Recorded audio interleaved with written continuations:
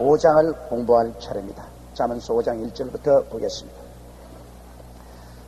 내 아들아, 내 지혜에 주의하며 내 명철에 내 귀를 기울여서 근신을 지키며 내 입술로 지식을 지키도록 하라.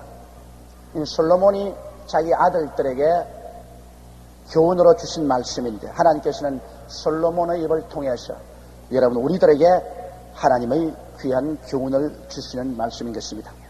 이게 솔로몬이 그 아들들에게 내 아들아 내 지혜에 주의하며 내 명철에 내 귀를 기울이라.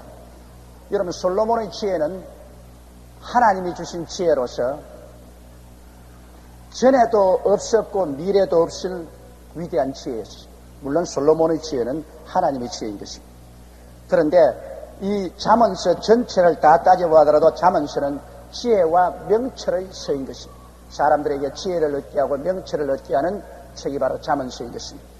우리가 성경에 이미 배운 대로 이 세상에서 금이나 은을 구하지 말고 지혜를 구하라고 늘 말씀을 하셨는데, 왜 지혜가 제일 중요하면 지혜는 인생의 문제를 해결하는 능력이 되기 때문인 것입니다.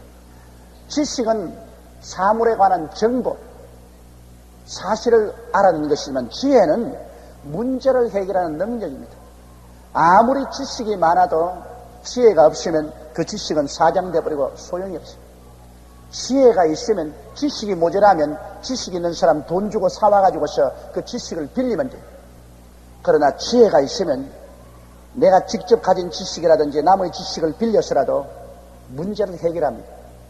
이 세상에 문제가 얼마나 많습니까? 크고 작은 문제가 많은데 이 문제들을 척척 해결을 해나가면 누구든지 인생의 문제를 빨리 해결하고 많이 해결한 사람이 성공자가 되는 것입니다. 금이나 은이 문제가 아닙니다. 문제를 잘 해결하면 금이나 은은 그냥 따라오고 집이나 명예나 영화는 그냥 따라오는 것입니다. 이러므로 인생에서 가장 중요한 것이 지혜가 중요합니다.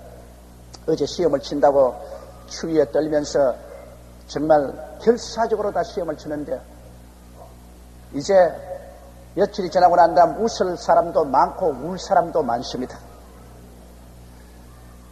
그러나 내가 가만히 볼 때 왜 사람들이 전부 다 이 대학 입시에 운명을 걸고 웃고 우느냐, 참 생각할 때 기가 막힌 일이겠습니다.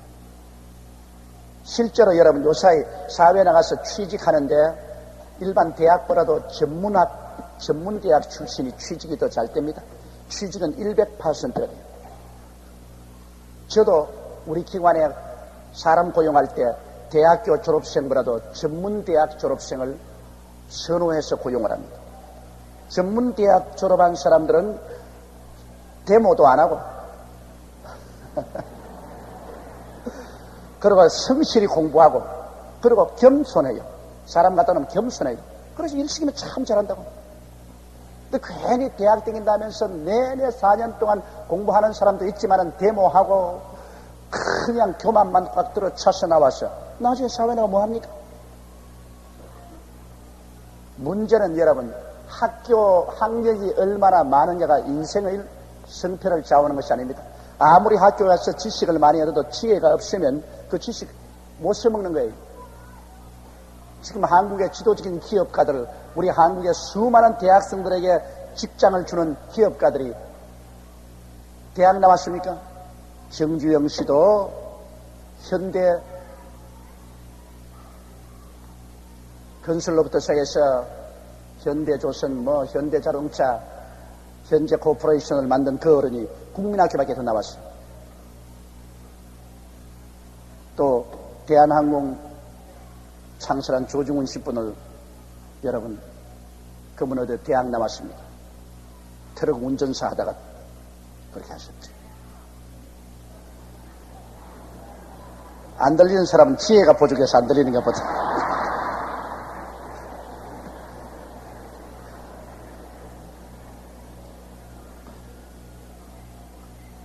미국을 뒤흔드는 강철왕 카네기는 국민학교도 못 나왔습니다.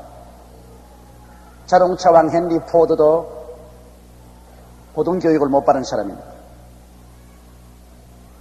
그러므로 여러분 반드시 고등교육에 여기에 간판을 많이 붙여야 출세한다고 생각을 하지 마세요.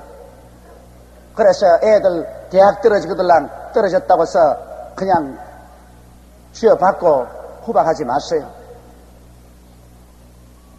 인생이란 것은 그런 학력이 문제가 아니라 지혜가 문제입니다. 그럼 지혜를 어디서 얻습니까? 성경 말씀에 주님께서 왜 자신에게 이런 말 한줄 압니까? 나를 믿는 백성은 머리가 되고 꼴이 되지 않고 위에 있고 아래 내려가지 않고 남에게 구워줄 줄을 꾸지 않는다고 말은 왜 그렇게 담대하게 말했습니까? 그것은 왜냐하면 예수를 구주로 모시고 성령이 오시면 성령이 바로 지혜와 명철의 영이기 때문인 것입니다. 하나님의 성령은 지혜의 영이요 명철의 영입니다.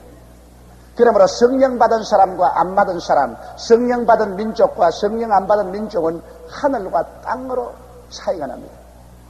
이 성령을 받고 난 사람은 지혜를 얻습니다. 성령이 지혜의 영이니까. 이러므로 여러분 지혜를 얻으셨냐? 예수를 믿고 성령을 받고, 성령이 지혜와 총명의 영이요. 그 다음 하나님 말씀이 바로 지혜와 총명의 말씀인 것입니다. 하나님 말씀을 많이 읽고 깨달음을 가지면 말씀을 통해서 우리가 굉장히 지혜로워지고 총명해지는 것입니다. 그러고 난 다음 또 우리 기도를 통해서 우리는 시시때때로 지혜와 총명을 구해야 됩니다. 문제를 만날 때마다 하나님, 이 문제를 나는 어떻게 해결해야 될지 모르겠습니다. 하나님이 지혜를 주시옵소서. 야고보서 1장에 누구든지 지혜가 부족하거든 꾸짖지 않고 후히 주시는 하나님께 구하라. 그래야만 제가 주시라고 말씀한 것입니다. 그러므로 사사건건이 하나님 앞에 지혜를 달라고 간구하고 기도해야 되는 것입니다. 그래서 지혜자가 되는 것이 가장 중요합니다. 아예 그냥 숙명적으로 바보는 바보로 태어나고 지혜자는 지혜자로 태어난다면 성경 말씀에 계속해서 지혜를 얻으라고 할 택이 없습니다. 지혜라는 것은 얻을 수가 있기 때문인 것입니다. 태어날 때부터 지혜가 없을지라도 하나님 안에 들어와서 지혜를 얻을 수 있기 때문에 하나님이 지혜를 얻으라, 금을 구하지 말고 은을 구하지 말고 지혜를 구하라고 하는 말이 그게 있는 것입니다. 이러므로 지혜는 예수 믿고 성령 지혜의 영으로 충만함을 받아서 지혜를 얻고, 하나님 말씀 지혜와 총명의 말씀인 이 하나님 말씀에 귀를 기울여서 말씀을 통하여 지혜를 얻습니다. 또한 지혜를 달라고 하나님께 간절히 기도함으로 지혜를 얻습니다. 그러므로 내 아들아 내 지혜에 주의하며 내 명철에 내 귀를 기울이라. 그래서 지혜를 얻고 명철, 총명, 무슨 말을 하면 사리를 판단하고 빨리 깨닫는 총명, 이 총명이 없어 바보같이 멀레한 사람은 이건 뭘 쓰기도 못합니다. 총명이 있어 눈이 반짝반짝한 사람, 그래서 하나를 말하면 벌써 열을 벌써 깨달아 알고서 일을 하는 사람, 이런 총명이 얼마나 필요합니까? 지혜와 총명, 이것을 꼭 얻으라고 말하고 있는 것입니다. 이것은 예수 그리스도를 믿고 하나님 안에서 얻을 수 있는 하나님의 큰 축복입니다. 그렇기 때문에 우리 주님께서는 나를 믿는 백성들에게 내가 지혜를 주고 총명을 주면 이 백성은 어느 곳에 가나 머리가 되고 꼴이 안 될 것이다, 그렇게 말씀하는 것입니다. 이러므로 주를 경외하고 성령으로 충만한 사람은 지혜로운 사람인 것입니다. 또 총명한 사람들인 것입니다. 더욱더욱 지혜와 총명을 기도로서 구하십시오. 근신을 지키며 내 입술로 지식을 지키도록 하라. 그리고 우리가 언제나 필요한 것은 근신입니다. 몸을 삼가하는 것입니다. 자기를 겸허하게 낮추는 것입니다. 말세의 징조에서 가장 두드러진 것은 무엇입니까? 교만입니다. 오만하고 교만한 것이 말세의 징조입니다. 사람들은 자기를 자기 분수 이상으로 생각해서 그래서 문제를 자꾸 일으키는 것입니다. 왜 나는 잘났는데 나를 이만큼 취급을 해주지 못하느냐. 자기를 자기 분수 이상 생각하는 것은 참 힘듭니다. 그런 사람 다스리기 힘들어요. 사람이 스스로 근신하고 낮아져서 스스로를 겸비하게 낮추면 하나님이 자꾸 높여주십니다. 하나님이 자꾸 높여주십니다. 그러나 자기 스스로를 자꾸 높이면 가는 곳마다 하나님이 자꾸 낮춥니다. 근데 낮추면 나는 높은데 왜 나를 낮추냐? 난 내 보기엔 내 꽤 잘났는데 왜 나를 자꾸 낮추냐? 그렇게 해서 시비를 걸고 문제가 생기게 되는 것입니다. 우리 스스로 낮추면 하나님이 반드시 높여주십니다. 하나님은 교만한 자를 물리치시고 겸손한 자에게 복을 주신다고 말씀한 것입니다. 그러므로 물이 높은 데서 낮은 데로 흐르는 것처럼 하나님의 은혜는 언제나 높은 데서 낮은 데로 흐르기 때문에 우리 스스로가 낮추면 하나님이 자꾸 올리십니다. 하나님이 높이는 사람 낮출 수가 없고 하나님이 낮추는 사람 높일 수도 없습니다. 이렇기 때문에 우리는 지혜와 총명이 있어서 모든 일을 잘 하더라도 언제나 교만해지면 안 됩니다. 사람이 거꾸러지는 것이 교만해서 거꾸러집니다. 벌써 어느 정도 되어서 이제 이만하면 되었다. 그래서 자기 분수 이상 자기를 자랑하기 시작하고 자기 어깨에 힘주고서 이렇게 몸을 흔들기 시작하면 그때부터 파멸합니다. 교만은 패망의 선봉이요 교만한 마음은 넘어짐의 앞잡이인 것입니다. 개인이나 한 국가나 교만하면 넘어집니다. 교만이 가장 근원적인 죄입니다. 루시퍼도 교만하다가 사탄이 되었고 아담과 하와도 교만하다가 에덴 동산에 쫓겨난 것입니다. 우리가 늘 생각할 것은 근신하라는 것입니다. 근신하라. 몸을 삼가하고 마음을 삼가하고 겸허하게 낮추라. 이것이 우리가 잘났을 때도 그것을 지키는 것이 되고 또 어려울 때도 그것을 이겨나갈 수 있는 길이 바로 여기에 있는 것입니다. 지혜와 총명과 근신을 지키고 내 입술로 지식을 지키도록 하라. 왜 입술로 지식을 지키라 하는 겁니까? 예수께서 말씀하기를 입으로 들어가는 것은 그 사람을 더럽히지 못해도 속에서 입으로 나오는 것은 그 사람을 더럽힌다고 말했습니다. 이 입에서 부정적인 말 나오고 파괴적인 말 나오고 참수하고 남 회방하고 헐뜯고 욕하고 이런 입에서 나오는 말이 나를 더럽히고 남을 더럽힙니다. 그리고 또 입에서 나오는 말이 여러분 우리 스스로를 구원도 하고 우리에게 큰 힘을 줍니다. 사람이 마음에 믿어 의에 이르고 입으로 시인하여 구원에 이르나니라. 우리 입술로 우리 스스로의 신앙을 묶습니다. 우리 신앙 고백을 통해서. 이러므로 이 입술이 굉장히 중요한데요. 우리가 신앙을 잘하는 사람이라도 입을 열어서 자꾸 마음 쓸데없는 말을 해버리면 그 신앙 박살이 납니다. 은혜를 받을수록 입을 다물어야 돼요. 은혜를 많이 받을수록 이 입이 은혜를 지키는 뚜껑입니다. 입을 딱 뚜껑을 덮여놓으면 은혜를 오래 지키는데 은혜를 받고 난 다음 뚜껑을 열어 제껴놓으면 은혜가 그냥 다 쏟아져 버리고 말아요. 이 입술을 지키는 것 대단히 중요합니다. 그런데 원래부터 입술이 무거운 사람이 있고 입술이 가벼운 사람이 있는데 저는 원래부터 입술이 가벼운 사람입니다. 그것 안 고쳐져요. 부전자전으로 우리 아버님이 말씀을 잘하십니다. 그 아버님 내가 정통으로 닮아가지고서 맨 어릴 때 자랄 때부터도 아버님께서 너무 말 많이 하지 마라, 입술을 조심하라 그렇게 하시면서 아버님 자신이 늘 말 많이 하는데 뭐. 그래서 내 어릴 때 그렇습니다. 아버님께서 너란 말이 뭐 옛날에 어떤 사람은 입술을 말 적게 하기 위해서 여태 요령을 따라 놓아가지고서 그저 말하고 싶어서 움직이면 요령이 쨍그랭하기 때문에 아이쿠 다물어라. 그렇게 해서 입술을 다물었다고 너희들 꼭 입술을 다물어라. 말을 많이 하면 손해가 많다. 아버지 말씀을 듣고 옳은가 보다 나도 그렇게 해야겠다 하는데 보니까 우리 아버님은 막 친구가 오면 이야기는 혼자서 다 하시는 거예요. 혼자서. 다른 사람은 가만 앉아있고 막 아버지 혼자서 이야기 다 하시는 거예요. 어머님하고 앉아도 어머니는 듣고만 있고 아버지가 이야기 다 하시는 거예요. 그러니까 아이고 뭐 아버지는 나보고도 말하지 마라 해놓고 아버지는 이야기 다 하시는데 그런데 또 그걸 딱 제가 전통을 받아가지고서 이거 사람 두 사람 세 사람 모두 내가 이야기 안 하면 다른 사람은 가만히 있다고요. 참 입장이 곤란해요. 내가 이야기를 해야 자중이 흥이 겹지 내가 이야기 안 하면 30분이고 뭐 1시간 가만히 앉아있으니 이거 참 민망하단 말이에요. 그러니 자꾸 말을 하게 되고 그러고 말쟁이가 돼버리고 말이에요. 그 말을 많이 하고 나면은 나중에 어떤 일이 생기느냐 후회가 막급합니다. 왜냐하면 자기 속에 있는 거 다 내줘버리고 말하고 그럼 가만히 들은 사람은 자기 속에 거 하나도 안 내주고 나만 말을 많이 하니까 내 속만 다 내주고 저 속에는 뭐가 들었는지 하나도 모릅니다. 결국 말을 많이 하고 나면은 나중에 허탈감이 빠지고 자기가 그냥 가볍게 보이고 속에 있는 거 다 내놓고 나중에 섭철하게 말을 다 할 수 없고 또 말을 많이 하게 되면은 올바른 말보다도 쓸데없는 말을 많이 하게 되고 그래서 이렇게 저렇게 하나 말은 세상에서 많이 하면 손해요. 그래서 성경은 듣기는 속히하고 말하기는 더디하라고 했는데 이걸 제가 30년 동안 연습을 해도 잘 안 되는데 큰일 났습니다. 태어날 때부터 입이 무거운 분이 참 좋아요. 우리 어머님은 태어날 때부터 입이 무거우신 어른이요. 나는 우리 어머님하고 지금까지 어릴 때부터 자라서 살아왔지만은 어머님은 좀처럼 말이 없습니다. 그래서 가만히 듣죠. 지금도 나는 우리 어머니 속에 뭐가 들었는지 모른다고.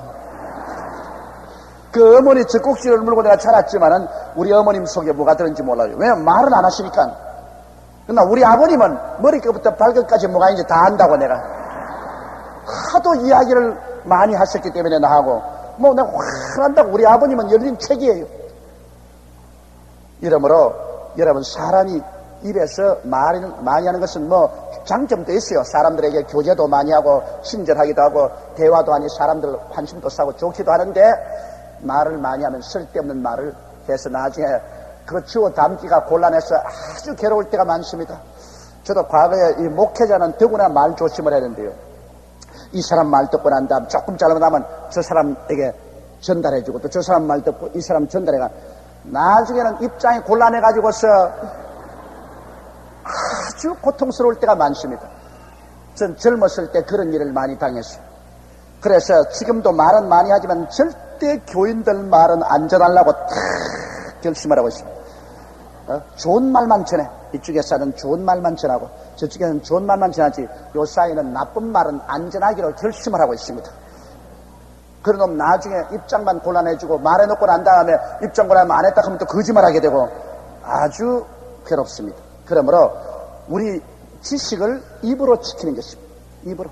그러므로 우리는 입으로 언제나 하나님의 말씀을 늘 지키고, 입으로 하나님 말씀을 늘 시인하면 우리 신앙을 지킬 수가 있는 것입니다. 성경에 주님께서 무엇이니 땅에서 매면 하늘에서 매일 것이요 땅에서 풀면 하늘에서 풀린다. 여러분, 무엇가 매고 무엇가 풉니까? 옛날에 내가 불광동에 있을 때 어떤 자매님 한 분이 기도하면서 혼자서 막 이러고 혼자서 이런, 뭐 하나 싶었어. 아니, 뭐 하냐 그러니까, 성경에 땅에서 매면 하늘에서 매이고 땅에서 풀면 하늘에서 풀린다고 해서 맨다고 눈 감고. 그러네. 자매님 그 손으로 아무리 매봤자 아무것도 안 보인다고 내 보기에. 그렇게 매라는 것이 아니라 말씀으로 매라는 것입니다. 땅에서 입술로 시인하면 이 말씀의 밧줄로서 매는 것이고, 말씀 입술로서 부인하면 말씀의 밧줄을 푸는 것입니다. 여러분, 이 말이 하나님의 밧줄로 사용하는 것입니다. 그래서 땅에서 매면 하늘에서 매일 것이요 땅에서 풀면 하늘에서 풀리라. 이것은 우리 입에서 시인하는 말씀의 밧줄인 것입니다. 말을 하는 것은 이 밧줄입니다. 이것으로서 우리가 하나님의 말씀을 긍정적으로 시인을 하면 이것이 꽉 이 땅에서 잡히고 마는 것입니다. 나는 신앙이 없습니다. 신앙 다 풀어버립니다. 나는 신앙이 있습니다. 예수 믿는 신앙이 있습니다. 이거 묶는 거예요. 제가 채찍에 맞음으로 난 나음을 입었습니다. 이 치료를 가지고 묶는 거예요. 치료를 가지고 묶는 거예요. 아이고, 뭐 아무리 기도봤자 별 볼 일도 없고 늘 아프기만 하고, 이거는 뭐 전부 다 치료를 다 풀어버리는 거예요. 이 입술의 말씀으로 하나님의 진리의 말씀을 묶어놓기도 하고 풀어놓기도 하기 때문에 입술로 진리를 지켜라, 그렇게 말씀하는 것입니다. 이러므로 앞으로 여러분, 이 입술로서 우리 스스로를 더럽게 하는 부정적이고 파괴적이고 회방하고 비난하고 더러운 말하고 이런 것은 전부 다 제껴버려요. 이것은 그냥 확 입술에 뚜껑을 덮고 우리 입술로는 진리를 말하십시다. 할렐루야. 오중복음과 삼중축복, 진리를 말할 진리가 많습니다. 진리를 우리가 말씀으로 탁 묶어놓으면 이것이 우리의 것이 되어버리고 마는 것입니다. 이러므로 내 아들아, 내 지혜에 주의하며 내 명철에 귀를 기울여서 근신을 지키며 내 입술로 지식을 지키도록 하라. 그 다음 이제 세 번째 경고는, 대저 음녀의 입술은 꿀을 떨어뜨리며 그 입은 기름보다 미끄러우나 나중은 숯같이 쓰고 두 날 가진 칼같이 날카로우며 그 발은 사지로 내려가며 그 걸음은 음부로 나아가나니 그는 생명의 평탄한 길을 찾지 못하며 자기 길이 든든치 못하여도 그것을 깨닫지 못하느니라. 여기에 이제 대저 음녀라는 것은 요사이 우리 쉬운 말로 말하면 창녀인 것입니다. 창녀. 이제 아들들에게 경고하니까 이 창녀를 조심하라. 음녀를 조심하라. 근데 이 신앙적으로 말하면 또 이것은 마귀라고 말할 수 있는 것입니다. 성경에 야고보서에 보면 가늠하는 여자들이여 세상과 짜간 것이 하나님과 원수됨을 알지 못하니 하셨습니다. 그러므로 세상을 짜가는 그 마음, 이것이 바로 음녀인 것입니다. 이러므로 두 가지 의미로 해석할 수 있습니다. 이건 창녀로 해석을 할 수 있고, 또한 이것은 마귀, 사탄, 유혹 이런 것인 것입니다. 그런데 여기에 이제 하나님께서는 솔로몬을 통해서 그 아들들에게 경고하는 것인데 대저 음녀의 입술은 꿀을 떨어뜨리고 이 창녀들이 이제는 젊은 사람들을 꾀는 것은 그 미래와 그 현실을 말하지 않고 그들이 얻을 수 있는 얼마나 즐거운 쾌락이 있다는 것. 꿀이라는 것은 다니까요. 현실 눈앞에 있는 현재 체험하는 그 쾌락만 있다는 것을 가지고서 꾀는다는 것은 젊은이들. 요사이 젊은이들이 여러분 얼마나 많이 타락합니까? 그건 왜냐? 이 음녀의 입술들이 요사이는 텔레비, 라디오, 영화, 비디오, 잡지 여기에 음녀의 입술이 꽉 들어차 있습니다. 이래서 이 젊은 이들이 올바른 판단을 할 수가 없습니다. 미래에 대해서나 자기 개인의 이 장차에 대해서 생각할 수가 없습니다. 너무너무 이런 유혹이 많습니다. 그래가지고서 음녀의 입술이 오늘 우리 한국 사회뿐 아니라 세계 어느 곳인지 꽉 들어차 있습니다. 이러므로 건전하게 교회가 일어나서 빛과 소금의 역할을 하고 진리를 가르쳐주지 아니하면 오늘날 젊은 세대들이 이 음녀의 입술에서 살아남을 수가 없습니다.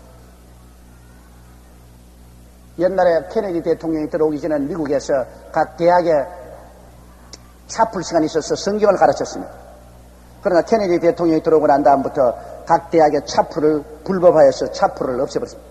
미국 통계에 보면은 각 대학 중고등학교에서 차풀을 가르치고 성경을 읽게 했을 때는 범죄가 훨씬 줄어졌는데 이 성경을 공부하는 것을 법적으로 없애버리고 난 다음에 미국 사회 젊은 층의 범죄가 기하급수적으로 늘어갔다는 것입니다.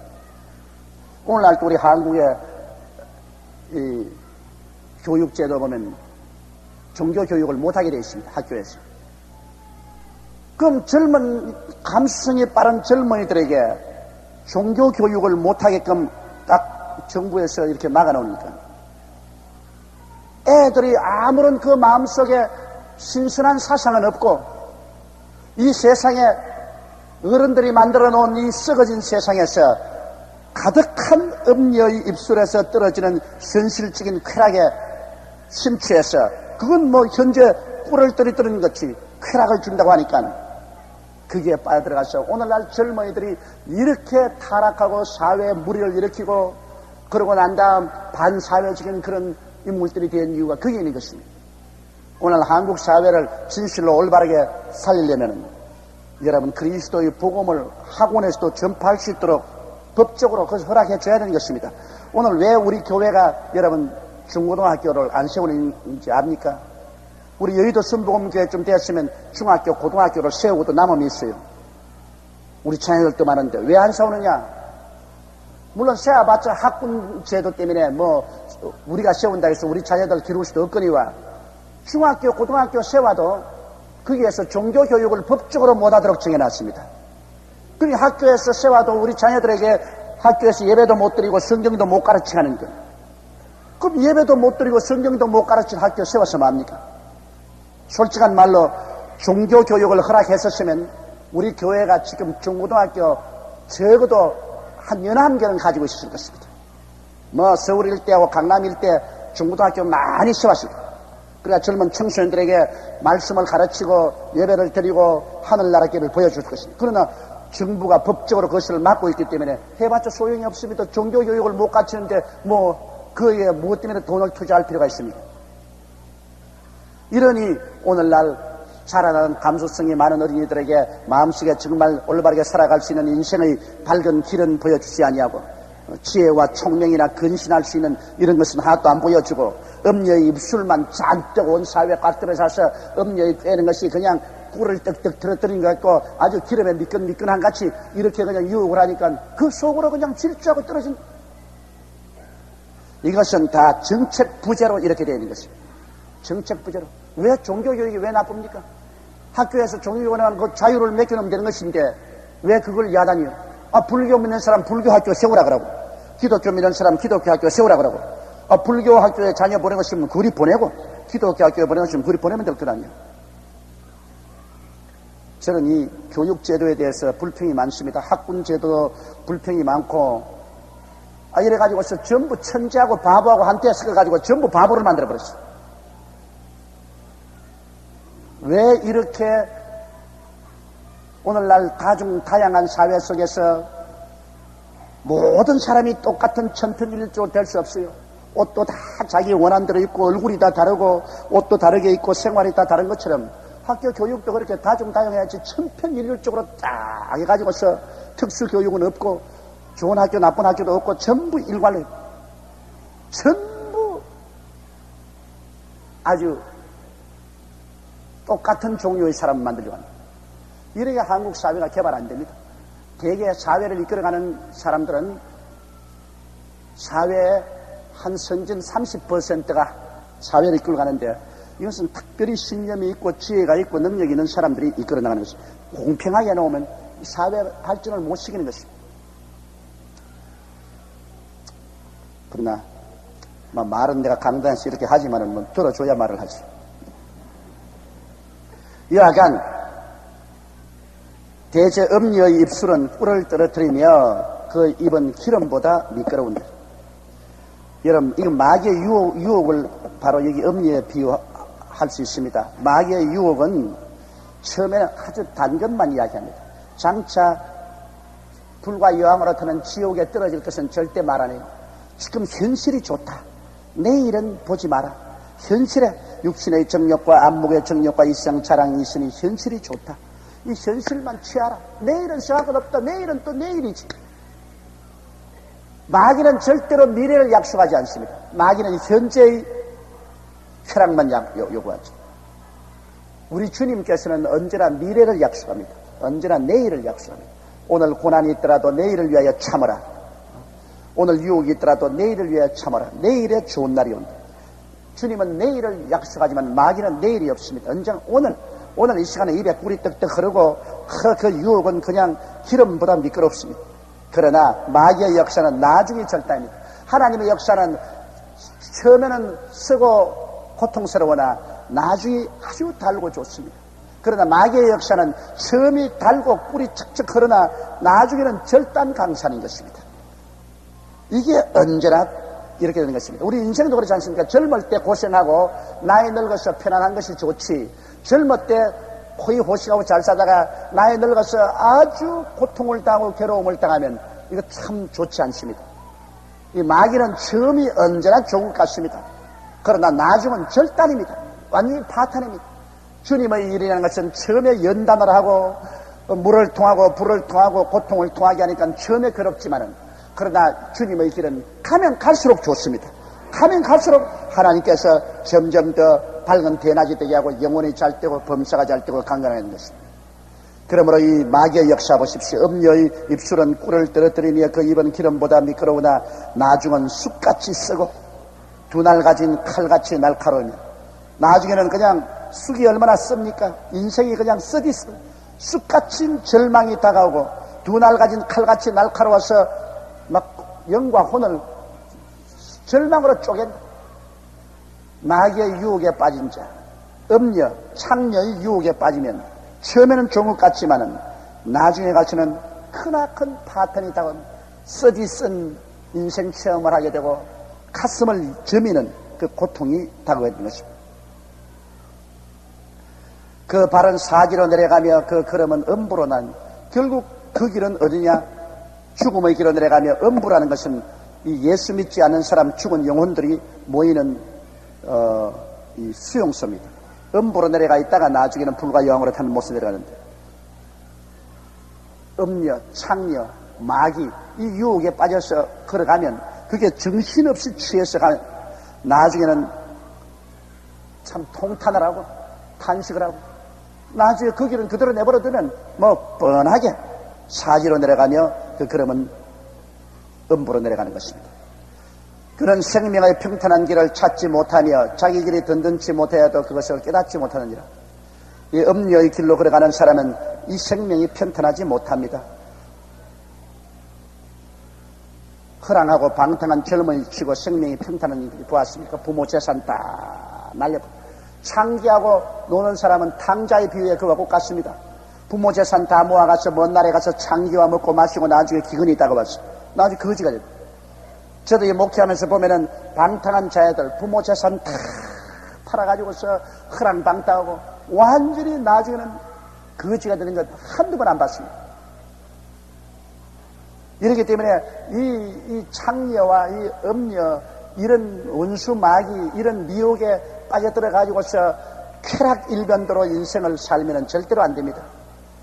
인생이란 여러분 고난 속에서 내일의 희망을 바라보고 사는 것이지, 현실적인 자기의 말초신경을 자격하고 쾌락 일변도로 나가면 그 끝은 반드시 숲같이 쓰고 마음에 큰 후회가 다가오고 그 끝은 절망입니다.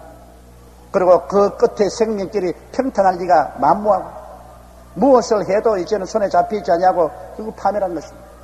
오늘 우리 한국의 현실 사회도 그렇지 않습니까? 올림픽 이후로 좀 살게 되니까 막 정신없이 내일을 생각하고 과소비에 들떴습니다. 과소비에. 최고. 뭐 옷도 최고, 먹는 것도 최고, 생활도 최고, 막 있는 돈 없는 돈 빌려가면서라도 온 사회가 다 들떠가지고 좀 풍성풍성하겠습니다. 내일을 생각하지 않으면 내일 어떻게 될지 말 수가 있나? 뭐 오늘 먹고 마시죠. 이래가 오늘날 한국 사회에 이렇게 부정부패, 어디가 안 썩은 데가 없이 다 썩었다. 뭐 정치인으로부터 경제인으로부터 사회 어디까지 그냥 안 썩은 데가 없이 다 썩고, 오늘 경제가 이렇게 곤두박질을 하고 폭력이 난무하고 범죄가 꽉 들어찬 것은 내일을 생각하지 않고 이 음녀에게 속았습니다. 우리 한국 사회 전체가 사탄 음녀에게 속았습니다. 지금 현재 쾌락을 누리는 것이 좋다. 내일 생각할 필요 없다. 현재 있는 대로 그냥 쾌락을 누리자. 이것이 오늘 우리 현실 사회를 이와 같이 절망적인 상황으로 끌어가고 있는 것입니다. 지금 우리 한국에 가장 필요한 것은 다른 무엇보다도 도덕적인 재무장입니다. 도덕적인 재무장. 이 음녀의 길에서 나오는 겁니다. 음녀의 길에서 나오는 겁니다. 정신을 차리고 지혜를 얻고 명철을 얻고 총명을 얻어서 회개하고, 이제는 공의와 공평과 진실을 쫓고 근검전략하면서 상가해서 사는 것입니다. 삼가해서 사는 것. 이것이 없이는 우리 한국에 내일 장래가 있을 수가 없습니다. 굉장히 한국은 지금 어렵습니다. 그 어려운 것이 운명과 환경이 그렇게 만들어준 것이 아니라 우리가 그 길을 스스로 만들었습니다. 스스로 사람의 마음 자세가 흐트러져서, 그래서 옛날에 있던 참 전략에서 살고 아끼며 살고 그리고 겸손하게 살고 부지런히 일하고 내일을 향한 저축을 하고 이렇게 사는 그 미풍양속을 다 잃어버리기 때문에 오늘날 이와 같이 어려운 처지에 놓이게 된 것입니다. 바로 이 솔로몬이 아들에게 말한 것은 우리의 현실 생활에도 굉장히 우리가 뼈저리게 들어야 되는 것입니다. 이는 개인적으로만 말한 것이 아니라 한 가정과 사회와 국가에도 적용되는 말씀인 것입니다. 그 다음 7절에 그런즉 아들들아 나를 들으며 내 입의 말을 버리지 말고 내 길을 그에게서 멀리하라. 그 집 문에도 가까이 가지 말라. 유혹이라는 것은 죄의 길에서 멀리 떨어지는 것이 제일 좋습니다. 이 술집 곁에 있으면서 술을 안 마시려고 노력할 되나요? 내가 어느 책을 읽으니까 어떤 목사님이 길을 걸어가는데 어린아이 하나가 아주 맛있는 빵집 앞에 앉아가지고서 앞에 서가지고서 땀을 뻘뻘 흘리면서 주먹을 쥐고 애를 쓰고 있더랍니다. 그럼 너 여기 뭐하노? 그러니까 빵 안 훔쳐먹으려고 지금 애를 쓰고 있습니다. 그 목사님이 이 사람은 빵을 들여다보고서 안 훔쳐먹겠다고 애를 쓰면 그게 되나? 빵집에서 떠나야지. 빵집에서. 미국의 유명한 목사였던 A.B. 심슨, A.B. 심슨이 아닙니다. 내가 그분 이름 잊어버렸는데, 그분이 이 성경 주석책을 지었는데 아주 유명한 주석책이, 내가 그분 이름을 잘 알았는데 이름을 잊어버렸어요. 근데 그분이 이 완전히 술, 알코올 중독자였습니다. 술이 말할 수 없이 알코올 중독으로 고생을 했는데 회개를 하고 예수를 믿었어요. 예수 믿고 난 다음에 이제 나는 회개하고 예수 믿었으니까 뭐 까짓것 술집 옆을 지나가도 괜찮다 이렇게 생각하고 이제 회개하고 예수 믿고 난 다음 할렐루야하고 신앙이 좀 들었는데 하루는 자기가 날 가던 술집 옆을 탁 탁근데 술집이 이게 딱 와서 딱 다리가 붙더랍니다. 이거 뭐 한치도 못 가는 거라 뭐 한치도 못 가. 아무리 걸어가려 해도 다리가 발이 안 떨어지고 어디를 떨어지냐 싹 돌아서 술집으로 싹 들어갔어. 별 도리 없이 그렇게 잘 걸어가던 사람이 술집 곁에 오니까 발이 안 떨어져서 술집으로 들어가더라고요. 이 사람이라는 것은 굉장히 약합니다. 그러므로 일단 여러분 죄와 싸우려면 죄를 멀리 해야 되는 것입니다. 그렇기 때문에 맹모 삼천지조라고 맹자의 어머니가 맹자를 키울 때 이사를 3번 갔다는 말이 있지 않습니까? 그건 환경 문제가 굉장히 중요합니다. 환경 문제. 이러므로 좋은 환경에서 우리가 살면 우리가 좋은 인격을 형성할 수 있지만은 환경이 나쁜 데 들어가면 바라봄의 법칙 때문에 눈으로 자꾸 보면은 끌려 들어가는 것입니다. 이 바라봄의 법칙이란 참 무섭습니다. 제가 전에 미국의 남쪽 마이애미 주에 가서 집회를 하는데 거기 큰 살인 사건이 생겼어요. 한 고등학교 학생이 아버지 사냥총을 들고 나가서 이웃집에 가서 잘 있는 이웃집 식구들 가서 이유 없이 그냥 다 쏘아가 다 죽여버렸어요. 그래 잡혔는데 왜 총을 쏘았니? 모르겠어요. 어떤 동기에 쏘았니? 텔레비를 보고 있는데 텔레비에서 막 신바람나게 쏘아서 죽이는 거 보고 난 다음에 나도 모르게 아버지 그 벽장에 가서 사냥총 내서 장충에 가면 이웃에 가서 내가 쏘아버렸고. 바라봄의 법칙입니다. 사람이 그 무엇을 바라보는가 거기에 따라서 그 사람이 그곳으로 끌려가는지 그것이 그에게 끌려옵니다. 하와도 자꾸 선악과를 바라보다가 따먹었다고요. 안 바라봤으면 안 따먹었을 것인데. 이러므로 우리 자녀들 교육할 때 이 바라봄의 법칙이 굉장히 중요합니다. 이렇기 때문에 애들을 나쁜 친구와 사귀지 말고 환경을 나쁘게 만들어주지 말아야 돼요. 여기에 성경에 보면 그런 즉 아들들아 나를 들이며 내 입의 말을 버리지 말고 내 길을 그에서 멀리하라. 그 집 문에도 가까이 하지 마. 이 창녀의 소굴에 안 빠지려면 창녀 근처에 가지 말아야 돼요. 창녀가 있는 근처도 가지 말아야 되고 창녀 문 밖에도 가지 말아야 돼요.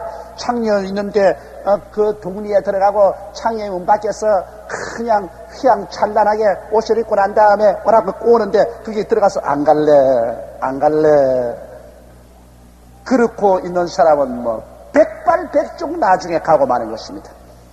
결국 그 올무에 빠지고 말아요. 사람은 바라봄의 법칙이 있다는 것을 잊지 말아야 돼요. 좋은 것을 늘 바라보는 사람은 좋은 데로 끌려가요. 나쁜 것을 늘 바라보는 사람은 나쁜 데로 끌려가요.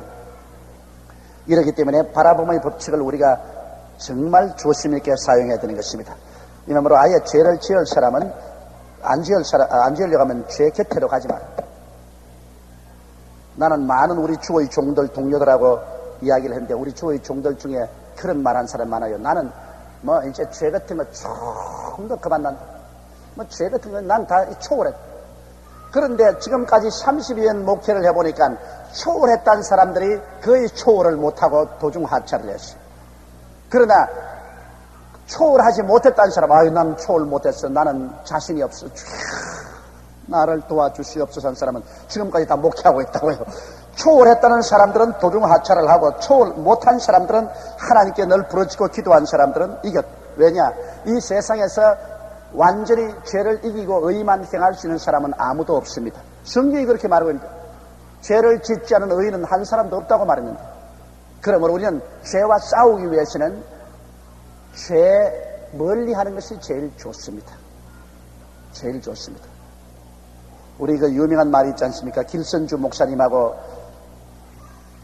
몇몇 교회 지도자들이 신사참배를 반대했을 때 일본 경찰이 평양 아주 유명한 기생집에 그 사람들을 갖다 놓고 난 다음에 아주 미색이 경비한 기생들을 그 길선주 목사님하고 그 여러 목사님들 방에다 집어넣습니다.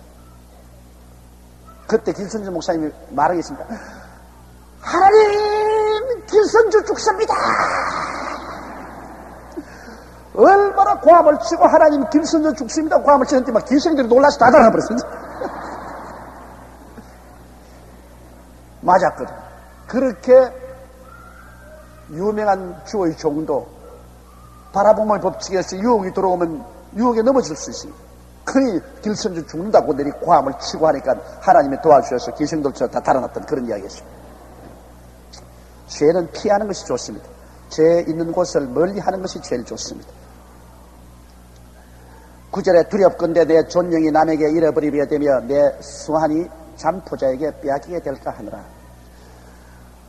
이 죄 가운데 빠지거나 다시 말하면 이 젊은이들이 이 창녀에게 빠지면 그러면 모든 인격을 다 상실합니다. 아주 젊은 사람들이 바람이 나가지고서 자기 가정을 버리고서 완전히 창녀 속으로 빠진 사람들 보니까 창녀 빠지니까 도박에 같이 빠져요. 술, 창녀, 도박 그 같이 아주 마귀가 손을 꽉 잡아요. 술 먹고 음란하고 그 다음에는 도박하고 그래가지고서 완전히 인격이 파탄이 이런 사람 많이 봤어요. 완전히 옛날엔 그렇지 않고 사람이 상당히 괜찮은 사람이었는데 뭐 완전히 거짓말쟁이가 되고 신용도 없고 인격이 파탄이라고 버린 사람이에요. 두렵건대 내 존영이 남에게 잃어버리게 되면 이 존경 아주 존경받는 이미지가 막 완전히 잃어버려요. 요 며칠 전에 어떤 사람이 우리 교회에 와서 나에게 와서 탁 악수를 했는데 온 주위에 있는 우리 장로님이나 집사님들 다 내게 와서 나중에 목사님 그 사람하고 손잡지 마십시오. 그 사람 나도 알거든. 그 사람은 유명한 사기꾼이거든. 아직 그 사람이 걸려가지고 사기 안 당한 사람이 없어요. 근데 그 사람이 우리 교회 출입을 언제부터 하느냐 서대문 때부터 합니다. 서대문 때부터 그저 자꾸 우리 교회 들어갔다가 나갔다가 들어갔다가 나갔다 해요. 하면서 만나는 사람마다 사기를 쳤기 때문에 나도 몇 번 사기당했다고 그 사람에게. 그러면서도 또 교회에 와요. 와가 또 막 돌아다니며 막 악수하고 막 언니는 또 사람 많은 데서 뛰어와서 날하고 악수하지. 그거 왜냐면 사람들에게 인정받으려고. 난 목사니까 오는 거 가 이렇게 할 수 없고 오면 또 악수하면 또 악수하지 또 내가. 악수하면 또 속으로 사기꾼하고 악수한다. 그러면서 또 악수한다. 그러나 이젠 다 알려져가지고서 완전히 존경이 없어요. 모두 다 지는 어떻게 멋있게 하고 와도 저는 사기꾼이다. 완전히 이미지가 비뚤어졌어요. 신뢰감을 잃어버렸어요. 아무것도 할 수 없어요. 이와 같이 여러분 일단 사람이 술이나 창녀나 도박에 빠진 사람은 완전히 존경을 다 잃어버려요. 그리고 내 수완이 잠포자에게 빼앗기게 될까 하더라. 그렇게 된 사람은 이제는 여러분 그런 속에는 전부 다 범죄가 있고 폭력이 있지 않습니까? 이렇게 돌아다니고서 오랫동안 자기 목숨을 유지한 사람이 있습니까? 술이나 먹고 방탕이나 하고 포악이나 도박이나 하고 돌아다니는 사람은 언제 누구 칼을 맞아 죽을지 모릅니다. 이런 사람들은 뭐 이 한시도 편하게 살 수가 없어요. 바로 성경이 그렇게 말합니다. 죄악이 있는 곳에는 반드시 자기 이미지도 깨어지고 그 속에는 이 잠포자에게 생명이 빼앗길 위험이 언제나 있는 것입니다. 언제나 칼 맞아 죽을 위험이 있는 것입니다. 그렇게 되면 어떻게 되는 것입니까? 두렵건대 타인이 내 재물로 충족하게 되면 내 수고한 것이 외인의 집에 있게 될까 하느라. 아니 뭐 아무리 부귀영화 공명을 다 가졌더라도 방탕하다가 남의 칼 맞아 죽거나 총 맞아 죽어버리면 그 다음 자기가 모한 재산 뭡니까? 자기 가지고 있는 재물 뭡니까? 다 그것은 다른 사람이 가져가고 다른 사람이 누리게 되지 않습니다. 이러므로 처음 우리가 출발할 때 이 음녀 또한 마귀의 그 꾀임에 빠져서 죄악의 길로 들어가지 말라는 것입니다. 언제나 여러분 부패의 길은 처음에는 아주 꿀같이 달고 미끈미끈하고 잘 넘어가고 좋은 것 같지만은 그러나 나중에 가면은 절단납니다. 나는 옛날에 우리 머슴이 그거 있었는데요. 나중에 알코올 중독으로 폐인이 됐는데 그 사람이 내 어릴 때 우리 집에 머슴살이 하면서 이 사람 밥을 안 먹고 막 술만 자꾸 먹거든. 그래 내가 밥을 안 먹고 왜 자꾸 술만 먹냐니까 이 사람아 밥은 바빠서 못 먹겠고 떡은 떡떡 붙어서 못 먹겠고 술은 술술 잘 내려간다. 그러면서 자꾸 술을 먹더라고요. 내가 어릴 때 들은 이야기인데 지금도 내가 기억이 나. 그러니 나중에 제가 국민학교를 졸업해서 나오기 전에 폐인이 돼가지고 완전히 거지가 되고 폐인이 됐어. 그 사람 열심히 몸도 키도 크고 몸도 건장했어요. 열심히 성실히 일했으면 장가 가서 자기 집 이루고 잘 살았을 것인데 술로 쓰망했어요. 또 한 번 제가 어릴 때 우리 먼 일가 친척이 되는 분인데 아주 사람이 성실하게 젊을 때 일 많이 했어요. 부지런히 해서 재산도 모으고 잘 살았는데 그 다음 나이 50쯤에 그만 방탕을 하는데요. 술 먹고 창녀집에 돌아다니고 도박하고 그래가지고서 우리 아버님이 그냥 전도를 해서 교회 갔다 와서 교회 나중에 집사 직분까지 줬다고요. 근데 거듭나지 못한 사람 아무리 직분 줘도 소용없어요. 집사 명찰 달고 술 먹으러 다닌다고요. 집사 명찰 달고 술 먹고 또 아주 그냥 창녀집에 다니면서 도박하고 다니다. 지 명대로 못 살고 죽었어요. 그렇게 살면 자기 명대로 못 살아요. 죽어요. 원래 사람은 하나님을 섬기고 살도록 만들어 놓은 것입니다. 하나님을 섬기고 말씀을 먹고 성령을 마시면 사람은 오래 살게 되어 있는 것입니다. 여러분, 아침 등산 올라가서 신선한 공기 마시는 것도 좋지만은 제일 사람 건강에 좋은 것은 심리적으로나 육적으로나 성령의 공기를 마시는 것이 좋습니다. 이게 이런 데가 바로 성령 마시는 데예요. 성령 마시는 데. 우리가 이 예배 드리고 있는데 이게 성령이 이 교회당에 꽉 들어차 있습니다. 여기에서 우리가 말씀 들어가면서 아멘하고 우리 통성기도 하고 찬송하고 이게 성령 마시는 거예요. 여기에 성령을 마시는 것은 바로 건강을 마시는 것입니다. 생명을 마시는 거예요. 건강이 이것보다 좋은 것 없습니다. 저는 저희 개인 체험인데요. 굉장히 어떤 피곤해가 사람이 정신이 하나도 없이 그럴 때 피곤하다고 빨랑빨랑 잠자리가 자고 나면요. 아침에 일어나도 머리가 팅하니 좋지 않아요. 그러나 아주 피곤해서 몸을 가누을 수 없을 때 그때 그냥 이 몸에 이 긴장을 턱 풀고 앉아가지고서 1시간 기도를 하는 것입니다. 1시간. 기도가 안 나와요. 지쳐가지고서 기도가 안 나오고 짜증이 나고 기도가 괴로운데도 불구하고 앉아가지고서 강제로 1시간을 기도를 하고 나면은 그 피곤이 그냥 성령이 오시면은 시선이 사라집니다. 그건 저는 언제나 체험합니다. 언제나 해외여행 갈 때나 부흥회를 인도할 때나 바쁘게 일할 때 피곤해가지고서 나중에 정신없을 때 절대로 잠자리에 안 들어갑니다. 다른 사람들은 아이고 목욕하고 빨리 자라. 그 모르는 소리. 성령을 체험하면 성령주를 마시고 성령의 참 그 생수를 마시고 나면은 아예 싹 새로워지는 걸 알기 때문에 그냥 피곤하면서 앉아가지고 주여 졸아도 괜찮아요. 나는 그러다 꼬꾸라져가지고서 한참 졸 때가 또 일어나고 그럽니다. 그러면서도 앉아가지고서 자꾸 주여 감사합니다 하고 기도를 하고 나면 서서히 성령님이 마시는데 성령님이 마시면 온몸 머리부터 발까지 피곤이 싹싹 사라져가지고서 대개 보면 1시간만 기도하면 씻은 듯이 사라져버립니다. 아주 개운해요. 건강해요. 그러면 그러한 심신을 가지고 잠을 자고 나면 아침에 일어나서 침대에서 내려오면 이 발밑에 숯불이 달린 것 같아요. 몸이 날 것 같고 마음이 그냥 기뻐서 견딜 수가 없어요. 그 저녁에 잠들 때 여러분 1시간 이상 기도하고 그러고 자면 아침에 일어나면 마음이 기뻐서 마음이 기뻐요. 자꾸 무슨 좋은 일이 일어날 것만 같고 마음이 상쾌하고 기쁜 것 이거 뭐로 가지고 여러분 비교할 수 있습니까? 예수 그리스도 안에서 오는 그 기쁨은 이 세상에 주는 기쁨과 다릅니다. 그냥 마음이 그냥 끝없이 기쁘다고요. 이 기쁨은 말씀과 성령의 능력으로 옵니다. 기쁘니까 힘이 생기고 열심히 더 일을 하고 더 봉사하고 더 충성할 수 있는 이런 것이 생기거든요. 기쁨이 사라지면 아무것도 하고 싶지 않습니다. 그런 기쁨은 여러분 하나님 앞에 기도함으로 생겨나는 것입니다. 자, 이 11절에 보면 결국 죄악의 길을 보십시다. 창녀의 길을 쫓아가고 세상의 범죄의 길을 걸어가면 11절에 두렵건대 마지막에 이르러 내 몸, 내 육체가 쇠폐할 때. 자, 그 길로 걸어가고 난 다음에 건강이 좋을 때가 있어요. 음란하고 술 먹고 방탕하고 이짓했는데 건강이 유지될 때가 있어요. 그러므로 그 종국의 길은 내 몸, 내 육체가 쇠폐할 때 그때야 내가 한탄하여 말하기를 그때는 탄식을 합니다.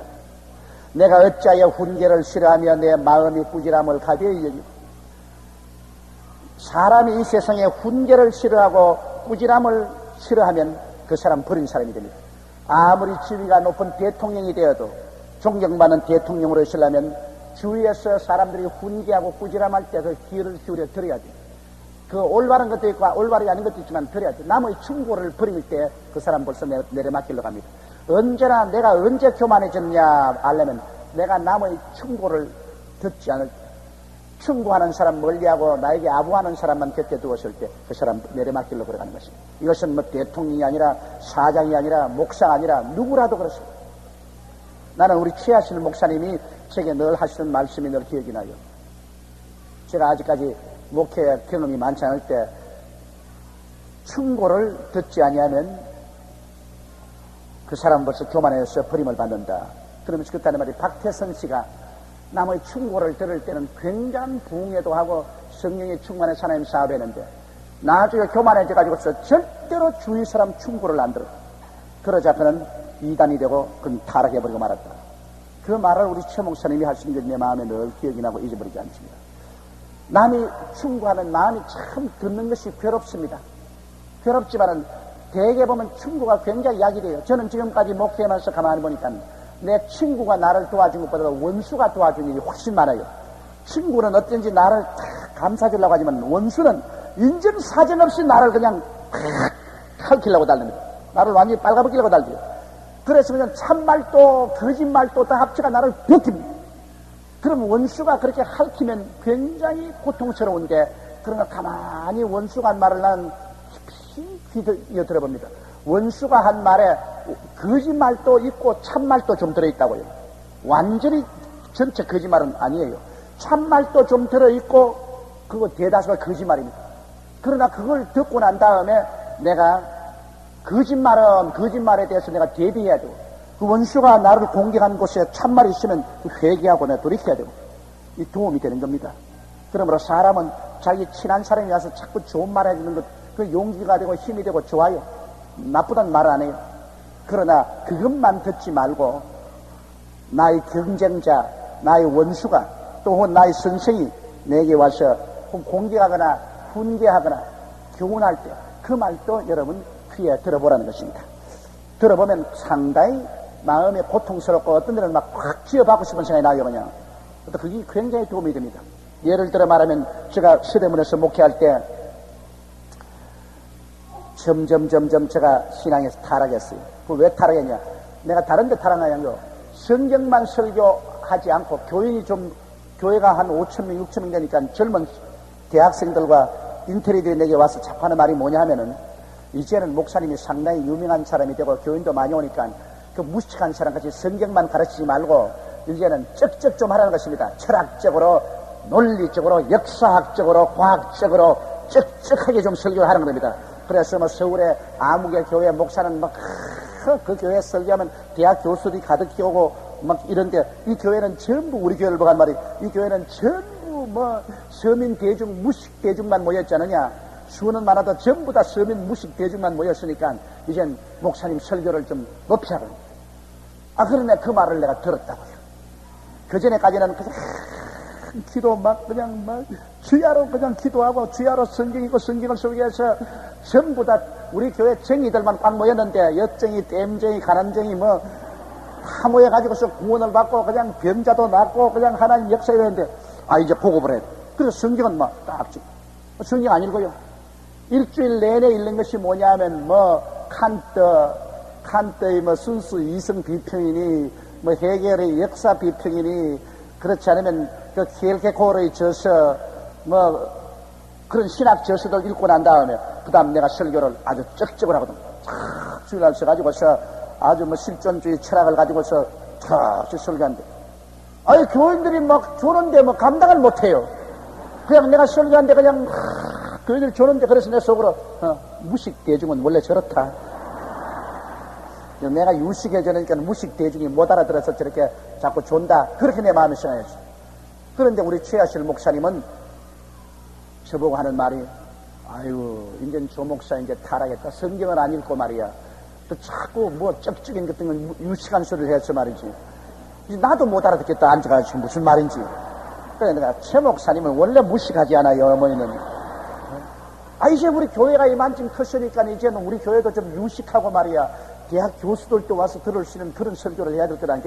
상당한 기간 동안 제가 쩍쩍 설교를 했어요. 그래, 그때 참 책은 많이 읽었어요, 사실.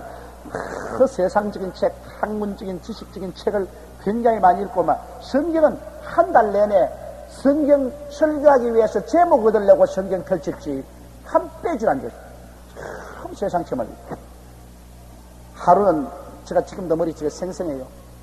주일날 아주 실존주의 철학에 입각해서 제가 아주 웅변을 토했다고. 내 속으로도 야 이건 굉장한 설교했다고.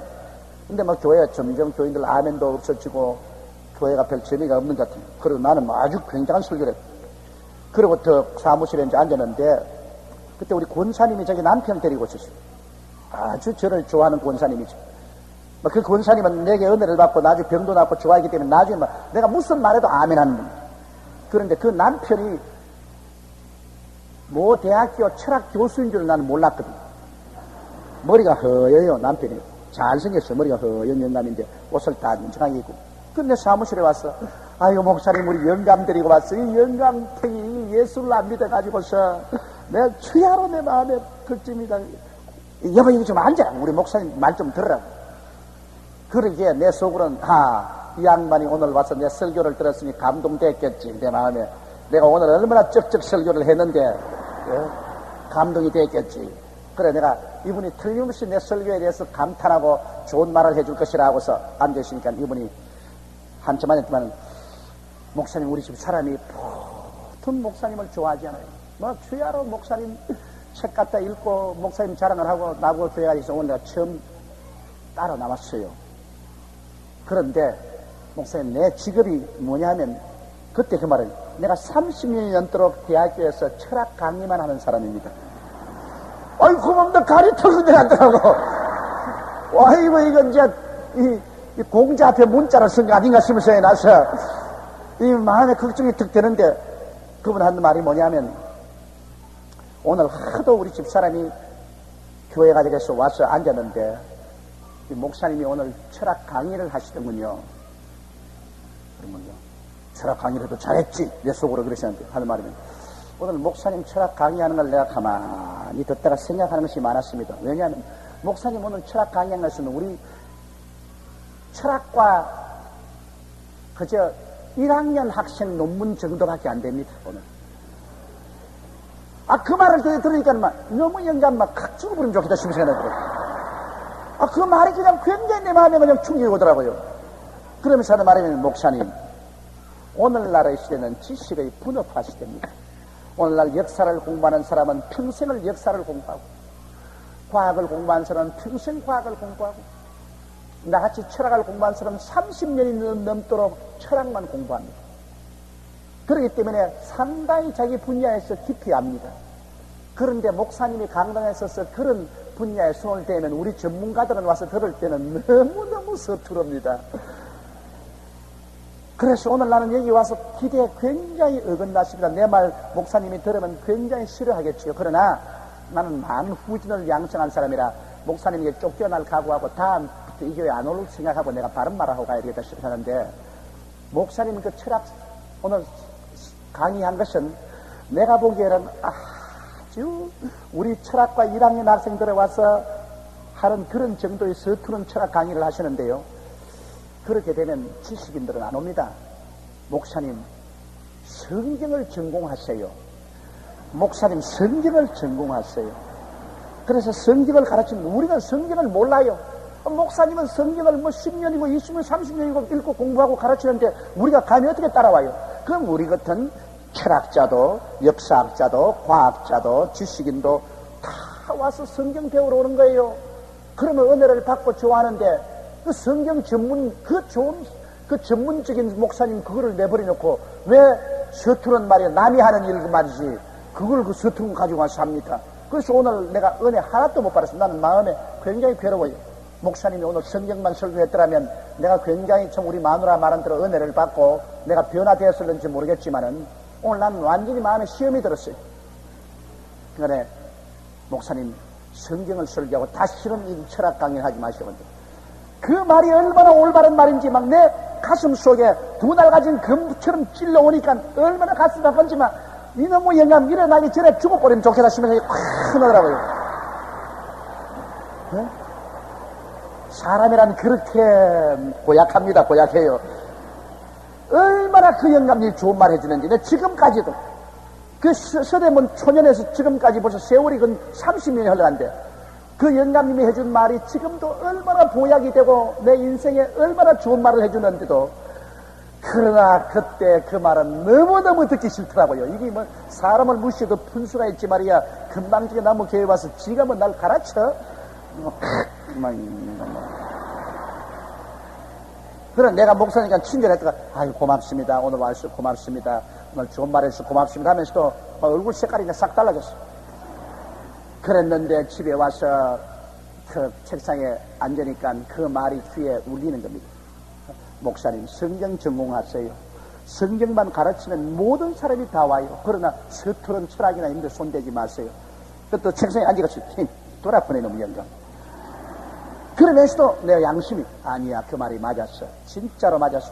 그러면서 내가 주섬주섬 모으니까 모든 그 쩍쩍한 책들 주섬주섬 모아가지고서 다 구석으로 다 몰아놓고 그 자리에 성경책 딱 갖다 얹었다고요. 그 다음 주간부터 돌아서서 또 성경을 설교하기 시작해서 성경 말씀을 설교하게 되니까 하나님이 같이 와주고 기도하게 되고 그리고 또 교회는 또 부흥되고 이래서 오늘날까지 오게 된 것입니다. 그런데 제가 이제 30년이 넘도록 말씀을 전개해 보니까 제가 완전히 돌을 튀은 것이 하나 있습니다. 그건 뭐냐? 사람의 영혼을 살리는 것은 성경 말씀 이외에는 없어요. 세상의 학문과 지식이란 세상 끝 가르치지 하늘나라와는 관계없어요. 세상에 뭐 어떠한 박사학위를 받아봤다 해도 저는 눈도 깜짝하지 않습니다. 그 사람은 세상 지식이지. 하늘나라 지식은 그건 초년생이라. 세상에 무슨 박박사 받았다고 해서 금방지게 뭐 하나님이 있다 없다 뭐 예수님이 있다 없다 그런 사람인 것은 그건 정말 금방진 사람이요 아무것도 모르는 사람인 것입니다. 하늘나라 일은 성경 말씀을 통해서 성령이 계시로 가르쳐주는 것이요 사람의 영혼을 살리는 것은 말씀과 기도 이외에는 아무것도 없습니다. 그렇기 때문에 요사이는 저는 좀처럼 세상 책을 안 읽습니다. 시간도 없거니와 세상 책을 읽으면 너무너무 마음이 아파요. 아까워요. 왜냐하면 아이고 성경 읽어야지 자꾸 그런 생각이 마음에 이 세상에 무슨 또 잡지들 오는 뉴스나 타임지 같은 거 오면 그것도 세상이 어떻게 돌아가는가 알고 싶어서 그거 좀 읽으려고 하는데 몇 페이지 읽고 나면 마음이 괴로워 못 읽어요. 아이고 성경 읽어야지 성경 이 시간에 성경 읽어야지 내가 쓸데없는 이거 왜 읽노. 요 사이에는 앉아도 성경 서도 성경 깨어나도 성경 자도 성경 하나님 말씀이 어찌 그렇게 맛이 있고 오묘하고 깊고 좋은지 말로 다 알 수 없어요. 이 성경에 비교할 어떠한 책도 없어요. 성경에 비교할 어떠한 지혜와 지식도 없어요. 성경이 제일인 겁니다. 하나님 말씀이. 이게 하나님의 지혜요 하나님의 지식이요 하나님의 능력이요 하나님의 권세이요. 이러므로 요사이 여러분 저 설교 들어봤어요. 내가 성경 이외에는 설교 안 한다고요. 성경 이외에 설교 안 한 지가 오래된다고요. 이렇게 좋은 책 두고 왜 다른 책 가지고 설교해요. 쓸데없는 소리예요. 하나님 말씀이 제일인 것입니다. 그리고 저도 남 설교한다 근데 가면 성경 말씀 설교하는 가서 얼마나 들을 수 있어요. 그러나 세상적인 쩍쩍하면 나는 이래서 나와버려요. 그 말 안 됐어요. 쓸데없이. 달고 오묘한 그 말씀 생명의 말씀이 성경 말씀인 것입니다. 그러므로 훈계를 청중하는 것은 얼마나 좋은지 몰라요. 두렵건대 마지막에 이르러 내 몸 내 육체가 쇠퇴하게 될 때 내가 한탄하여 말하기를 내가 어찌하여 훈계를 싫어하며 내 마음이 꾸지람을 가벼이 여기고 훈계를 싫어하면서도 달게 받고 꾸지람을 고통을 당하면서도 들을 수 있으면 그 사람은 내내 발전합니다. 겸손하고 늘 발전합니다. 그러나 훈계를 싫어하고 꾸지람을 가벼이 넘겨버리고 던져버리고 자기 고집대로 자기 외고집대로 나가면 그 사람은 결국 나중에 파탄이라고 말하는 것입니다. 이것은 우리가 두고 우리의 생활 속에 늘 깊이 마음에 새겨놓고 살아야 될 것입니다. 13절에 내 선생의 목소리를 청종치 아니하며 나를 가르치는 이에게 귀를 기울이지 아니하였던 것. 이 세상에 우리 선생들이 많아요. 부모님이 선생이 되기도 하고 내 선배가 또 내 이웃이 선생이 되어서 우리에게 여러 가지 좋은 말을 많이 해주는데 내 선생의 목소리를 청종하고 가르치는 이에게 귀를 기울이는 것이 참 좋습니다. 그 부모들이 자식 보고 늘 가르치잖아요. 너 이러면 안 된다. 너 저렇게 하라. 그 부모 말을 귀찮게 내고 그걸 잔소리로 들을 때가 많습니다. 그러나 나이를 많이 먹고 나중에 지나보면 야 우리 아버지 하는 말씀 우리 어머니 하신 말씀이 다 맞구나. 부모가 자식에게 좋은 말하지 나쁜 말 할 게 있어요. 도둑놈도 자기 자식 보고는 도둑질하지 마라. 그런데 부모가 자기 자식 못되기를 원하는 사람 아무도 없습니다. 그러므로 부모의 말에도 귀를 기울이고, 부모의 훈계와 구지름에도 귀를 기울이고, 선생의 가르침에도 귀를 기울이고, 훈계에도 귀를 기울이면 그것이 다 합쳐서 좋은 길로 가게 한다는 것입니다. 그러나 이런 훈계를 싫어하고 구지름을 싫어하면 그것이 바로 잘못된 길로 걸어가게 만들고 만다는 것입니다. 14절에 많은 무리들이 모인 중에서 모든 악에 거의 빠지게 되었노라 하게 될까노라. 많은 무리들이 모인 중에서 수많은 사람이 사는 이 사회 속에서 이 교훈을 버리고 꾸지람을 버리면 거의 모든 악에 다 빠진다. 자기 혼자만 잘났다고 생각하는 사람은 나중에 거의 모든 악에 다 빠지고 나중에는 파탄이 됩니다. 인생은 혼자 절대로 살지 못합니다. 인생은 선생이 있고 동료가 있고 이웃이 있고 서로 훈계하고 서로 꾸짖고 서로 격려해가면서 살지. 내가 제일이다. 내가 모든 것을 다 한다. 그러고 나가면 그 사람은 올무에 빠지고 마는 것입니다. 자, 15절에 너는 내 우물에서 물을 마시며 내 샘에서 흐르는 물을 마시라. 이것은 우물을 가정에 비교해서 하는 말인 것입니다. 너희 모든 즐거움을 가정 중심에서 누리는 것입니다. 가정을 버려놓고 세상에 나가서 세상에 바나 캐바레나 술집이나 이런 데 돌아다니면서 너 인생에 장락을 누리려고 하지 말라는 것입니다. 오직 가정을 중심으로 해라. 너는 내 우물, 즉 가정이라는 우물에서 물을 마시며 내 샘에서 흐르는 물을 마시라. 내 가정에서 부모, 처자, 이 가정의 그 펠로십에서 이것을 중심으로 해서 참 인생의 가치를 느끼고 즐거움을 가져라. 그 말인 것입니다. 어찌하여 내 샘물을 집 밖으로 넘치게 하며 내 도랑물을 그리로 흘러가게 하겠는가. 그 물로 내게만 있게 하고 타인으로 더불어 그것을 나누지 말라. 이 가정적인 행복을 가족끼리 누려야지. 이것을 가정을 시장터로 만들지 말라는 것입니다. 막 가정이 흩어져 가지고서 아내는 아내대로 뛰쳐나가고 자식은 자식대로 뛰쳐나가고 바로 이 말인 것입니다. 어찌하여 내 샘물을 집 밖으로 넘치게 하겠으며 내 도랑물을 그리로 흘러가겠냐. 아내는 아내대로 그냥 치맛바람이 나서 놀아들어니고 자식은 자식대로 그냥 술 타령을 하고 창녀에게 깨서 뛰어나가고 온 가정이 막 풍지박산이 되어 놓으면 그러면 인생의 행복은 다 끊어지고 마는 것입니다. 사람의 삶의 근본은 가정이어야 되고 근본을 가정 중심으로 두라. 그 말인 것입니다. 그 물로 내게만 있게 하고 타인으로 더불어 그것을 나누지 말라. 가정이라는 것은 다른 사람하고 나눌 수가 없는 것입니다. 가정이라는 것은 자기들만이 가지는 것이지 다른 사람과 나눌 수 있는 것이 못 되는 것입니다. 내 샘으로 복되게 하라. 그러므로 가정이라는 이 샘물로 복되게 해서 그곳에서 샘물을 마시고 그곳에서 참 삶의 그 행복을 느끼라. 그렇게 말하고 있는 것입니다. 내가 젊어서 취한 아내를 즐거워하라. 많은 사람들이 젊어서 취한 아내를 저버리고 박대하고 그 다음에는 허랑하고 방탕하는 사람이 많은데 그렇게 되면은 행복이 거기서 올 것 같지만은 없다는 것입니다. 우리 한국 동양에는 조강지철이라고 하지 않습니까? 조강지철을 버리고 다른 데서 행복을 구하러 돌아다니면 그게 행복이느냐? 없다는 것입니다. 오히려 그게는 큰 고통과 괴로움이 있다는 것입니다. 그렇기 때문에 내 샘으로 복되게 하라. 내가 젊어서 취한 아내를 즐거워하라. 그는 사랑스러운 암사슴 같고 아름다운 암노루 같으니 너는 그 품을 항상 족하게 느끼며 그 사랑을 항상 연모하라. 여기는 아내를 사슴에 비교했는데 사슴이 그 아주 날씬하잖아요. 사슴의 노루가 아주 날씬하고 아주 좋은 것인데 결국에는 자기의 그 초년에 어릴 때 결혼해서 조강지처로 살은 사람은 언제나 참으로 자기를 위하고 집을 위하고 자녀들을 위하고 좋지만은 그렇지 않고 세상에 나가셔서 이 술집 저 술집이나 이 바나 저 바 이 캐바레 저 캐바레에서 오다 가다 만난 이런 창녀들 그거는 간을 빼먹는 듯이 입에 기름이 뚝뚝 흐르고 꿀이 흐른 같지만은 결국에는 그 사람들은 간을 다 뽑아버리고 창자까지 다 뽑아버리고 나중에 남는 것은 아무것도 없다는 것입니다. 이것에 조심하라. 이렇게 가르치는 것입니다.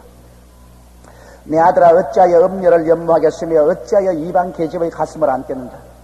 어찌하여 창녀를 연모하고 어찌하여 이방 여인이라는 이스라엘 나라에서는 완전히 이방 신을 가지고 옵니다. 하나님을 사모하지 않고 세상 것을 가지고, 그러므로 이 음녀 창녀를 연모하고 이 세상 이 이방신을 가지고 오는 이런 여자들과 함께 어울리면 결국은 파탄합니다. 결국 이 교훈을 한 솔로몬도 이 교훈을 못 지켰습니다.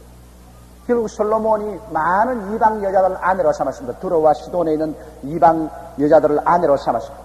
그 이방 여자들이 궁전에 들어와서 막 이방 신전을 다 세우고 이방 신상을 다 세우고, 나중에 솔로몬은 나이가 늙어서 여호와 하나님을 버리고 그 이방 신에 가서 절을 했습니다. 결국 자기는 이 교훈을 해놓고 난 다음에 자기는 이 교훈을 못 지켰습니다. 이 교훈이 솔로몬이 준 교훈이 아니라 하나님이 준 교훈인 것입니다. 사람이라는 것은 이렇게 영향력을 받습니다. 예수 안 믿는 이방 여인들하고 그냥 섞이면 이방 여인에게 넘어가 버리고 마는 것입니다. 믿지 않는 친구는 믿는 사람의 신앙을 완전히 부패시키는 것입니다.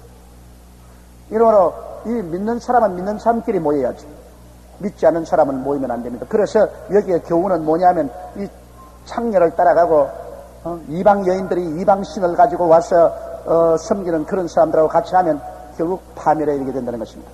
대저 사람의 길은 야훼의 눈앞에 있나니 그가 그 모든 길을 평탄케 하시니라. 여러분, 우리 하나님께서 우리 일생의 길은 하나님이 이미 다 예비해 놓으신 것입니다. 성경은 말씀하기를 우리가 태어나서 하루가 지나기 전에 이미 우리 일생의 길이 야훼의 책에 다 기록되어 있다고 말씀합니다. 하나님은 우리를 위해서 친히 예비하신 하나님이신 것입니다. 하나님께서는 전지전능 무소부지하신 하나님이기 때문에 하나님이 자기를 사랑하는 자를 위해서 예비해 놓은 모든 것을 눈으로 보지 못하고 귀로도 듣지 못하고 마음으로도 깨닫지 못하다는 것.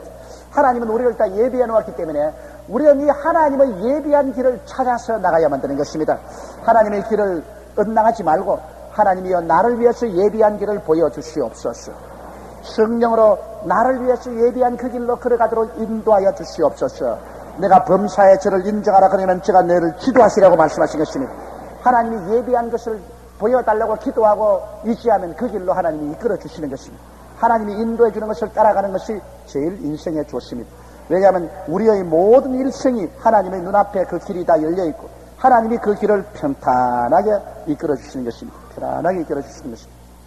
악인은 자기의 악에 걸림에 그 죄의 줄에 매이나니, 여러분, 악인이 악을 행하고 죄인이 죄를 지으면서 자기가 일생을 잘 살 것 같지만은 절대로 악인이 끝까지 흥하거나 죄인이 끝까지 번창하지 않습니다.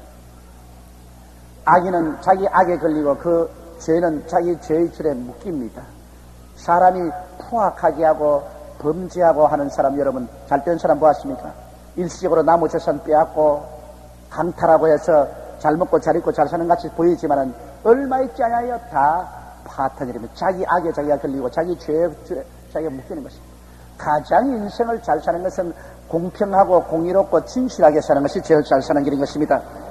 모든 일에 공의를 지키고 공평을 지키고 진실하게 살아요. 인생을 진실하게, 요 머리에 꾀를 가지고서 꾀로가 사는 사람은 얼마 있지 않으면 인생을 살다가 친구를 다 잃어버리고 이웃 사람 다 잃어버리고, 나 마음에 진실을 가지고 덕을 세우며 사는 사람은 그때 손해나는 것 같아도 나중에 수많은 동료가 있고 친구가 있고 친척이 있게 되는 것입니다. 인생을 덕으로 살지 꾀로서 살지 말아야 되는 것입니다. 악인은 자기의 악에 걸리며 그 죄의 줄에 매이나니 그는 훈계를 받지 아니함을 인하여 죽겠고 미련함이 많음을 인하여 혼미케 되느니라. 사람들의 훈계를 받지 아니하고 자기 스스로만 걸어가다가 그로 인해 죽는다는 것입니다. 하나님은 우리 예수 믿는 사람에게는 끊임없이 훈계하는 사람을 보내줍니다. 목사가 강단에서 설교할 때도 그렇지요. 장로님, 권사님, 집사님, 조장이나 부역장이나 이웃신자나 끊임없이 우리에게 말을 해줍니다. 그런 사람들의 입술을 통해서 하나님은 우리에게 자꾸 훈계를 해줘요. 그걸 받아가서 우리가 들으면서 우리의 인생길을 우리가 바로 잡아나가는 것입니다. 그러나 훈계를 싫어하면, 그런 말 다 싫어하고 훈계를 싫어하면 그 길은 벌써 멸망의 길로 들어가는 것입니다. 미련한 사람은 아주 미련둥이여서 자기 고집만 부리고 자기 스스로도 혼미돼서 자기가 어딜 가는지도 모르고 멸망해버리고 마는 것입니다. 오늘 우리가 이 배운 이 잠언서에서 총체적으로 우리가 기억해야 될 것은 창녀의 길이나 마귀의 유혹의 길은 한 가지라는 것입니다. 창녀의 길이나 마귀의 유혹의 길은 한 가지인데, 그것은 처음 출발할 때는 입에서 꿀이 떡떡 흐르고 막 기름이 흘러서 아주 좋은 것 같으나 그러나 창녀의 길이나 마귀의 불의의 유혹의 길은 끝에 가서 처절한 절망과 죽음을 가져온다는 것을 여기에 말을 하고 있는 것입니다. 그러므로 이 창녀의 길을 버리고 마귀의 유혹의 길을 버리고 하나님 중심으로 서고 예수님을 사랑하고 그래서 경건하고 절제하며 의와 공평과 진실을 쫓아 사는 것이 참으로 장구히 잘 사는 길이고 창녀의 길, 다시 말하면 마귀의 유혹의 길로서 일시적으로 그냥 육신으로 생활로 향락을 누릴 수 있다고 하는 그런 데 유혹에 빠지면 결국 얼마 전에 파탄이 일어나는 것을 가르쳐주고 있는 것입니다. 그러므로 우리는 항상 하나님을 사랑하고 예수님을 중심으로 섬기고 기도하며 성령의 인도를 따라가면 틀림없습니다. 이러한 사람은 하나님의 지혜를 받고 하나님의 총명을 받아서 근신하면서 살아갈 때 하나님의 지혜를 통해서 우리는 어느 곳에 가나 문제를 해결하고 올바르게 잘 살아갈 수가 있는 것입니다. 오늘 우리 기도할 때 하나님 아버지여 이 창녀의 길, 이 마귀의 길, 이 세상의 유혹의 길에서 우리가 벗어나게 하여 주시옵시고 진실로 하나님 아버지 우리 주 예수를 섬기고 성령을 따라 살게 해주시고 하나님 우리 모든 생활에 지혜와 총명을 주시옵소서. 지혜로운 사람, 총명한 사람이 되어서 지혜롭고 총명하게 살며 겸손하고 근신하면서 사는 우리들이 되고 입술로 언제나 진리를 시인하지 입술로서 우리 자신을 더럽히는 일을 하지 말고 입술로서 진리를 묶어놓고 사는 우리들이 되게 하여 주시옵소서. 우리 다 같이 통성으로 주님 앞에 기도드리겠습니다. 사랑이 많으시고 거룩하신 우리 아버지 하나님 우리 아버지의 은혜와 사랑을 생각할 때 만립의 선들 무엇으로 감사오리까. 야훼 하나님께서 우리와 같이 계시고 야훼 하나님께서 우리에게 은혜를 베풀어 주심을 감사합니다. 오 전능하시고 거룩하신 하나님 우리 아버지의 자비가 우리에게 한임없이 크고 우리 아버지의 긍휼이 우리에게 한없이 큼을 감사하옵나이다. 내 아버지 하나님께서 오늘 우리 아버지의 교훈의 말씀을 들었으며 우리 아버지 하나님의 진리의 말씀을 들었으며 하나님 우리 아버지 하나님 앞에서 교훈을 배우고 진리를 깨달아 알게 도와주시옵시고 우리 아버지 하나님께서 우리로 하여금 음녀의 길에서 벗어나게 하여 주시옵기에 간절히 기도합니다. 세상의 음녀의 길에서 주님 벗어나게 하여 주시옵시고 아버지 하나님께서 음해하는 사탄의 음흉한 세계에서 벗어나게 하여 주시옵기에 간절히 기도합니다.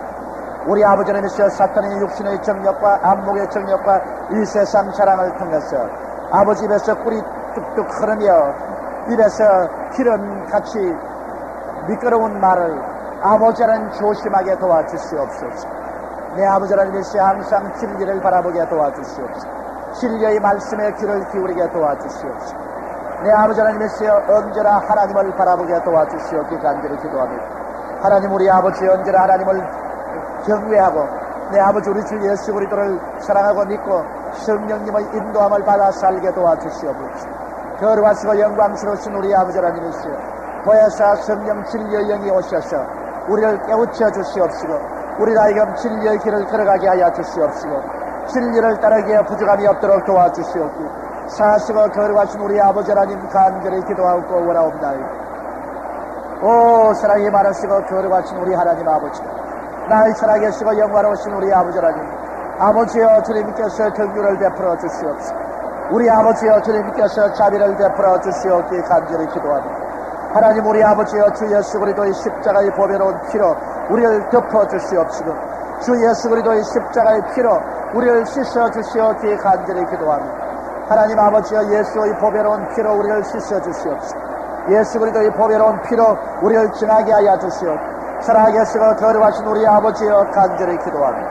하나님 우리 아버지여 예수의 피로 우리를 씻어 주시옵시고 예수의 피로 우리를 증하게 하여 주시옵기에 간절히 기도합니다. 나의 하나님 우리 아버지여 주님께서 영광 받아 주시옵시고 살아계신 우리 아버지여 주님 높임 받아 주시옵시고 사시고 거룩하신 우리 아버지여 간절히 기도하고 원합니다. 오 사랑하는 많으신 우리 아버지 오 살아계시고 거룩하신 우리 아버지 하나님 아버지 하나님이여 주님 영광 받아 주시옵시고 아버지 하나님이여 주님 높임 받아 주시옵시고 우리 아버지여 주님께서 긍휼과 자비를 베풀어 주시옵시고 살아계시고 거룩하신 우리 아버지여 간절히 기도합니다. 하나님 우리 아버지여 주의 이름으로 기도하고 내 아버지 하나님이시여 주님께서 우리를 붙들어 주시옵시고 우리 아버지여 주님께서 우리를 가르쳐 주시옵시고 우리 아버지여 주님께서 진리의 길로 인도하여 주시옵소서. 살아계신 우리 아버지